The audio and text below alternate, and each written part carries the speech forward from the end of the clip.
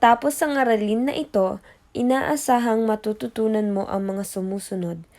Nakikilala ang pinagmumula ng liwanag at ang mga bagay na nagbibigay init. Nakikilala ang mga bagay na nagbibigay init at nakikilala ang wastong paraan ng paggamit ng mainit na bagay. Sa naunang aralin, tinalakay natin ang pinagmula ng liwanag, ang dalawang uri nito at ang mahalagang gamit nito sa pang-araw-araw nating gawain. Ngayon naman ay pag-aaralan natin ang mga bagay na nagbibigay init. Pero bago natin simulan ang ating aralin, atin munang sagutin ang mga sumusunod.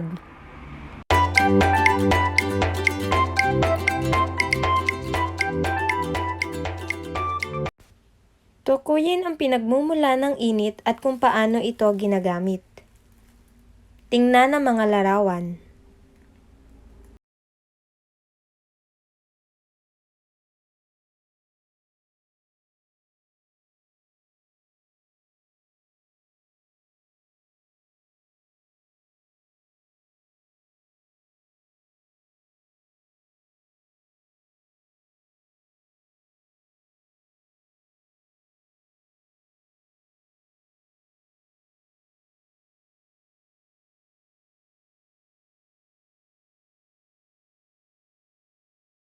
Galing! Tama ang inyong mga kasagutan. Mapapansin ninyo na iba-iba ang pinanggagalingan ng init sa mga larawan.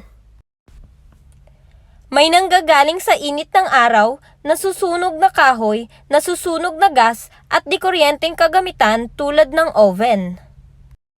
Paano ba natin ginagamit ang init?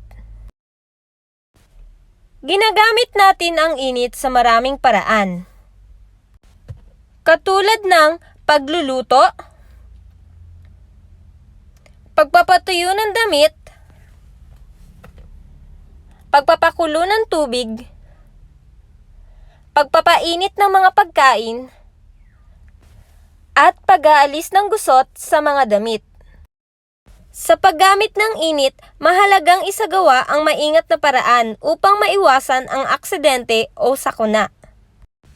Ngayong natutunan mo na ang pinanggagalingan ng init, iyong sagutin ang mga sumusunod. Ano ang pangalan ng mga larawan ng bagay na nagbibigay init sa ibaba?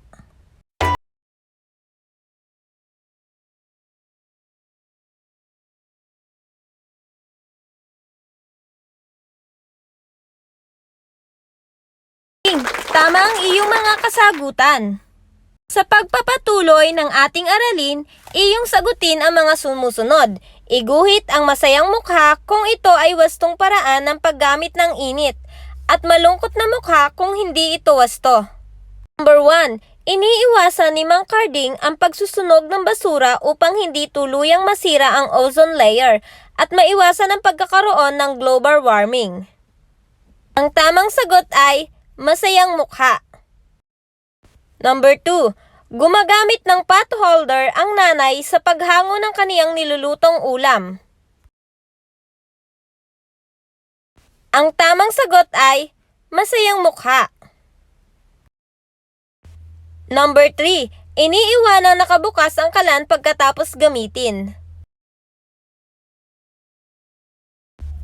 Ang tamang sagot ay malungkot na mukha. Number 4.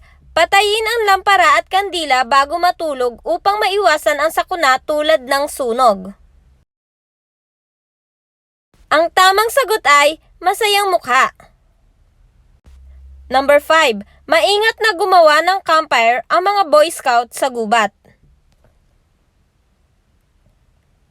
Ang tamang sagot ay masayang mukha.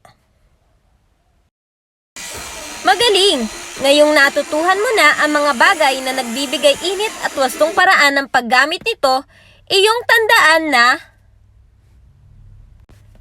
iba-iba ang pinanggagalingan ng init.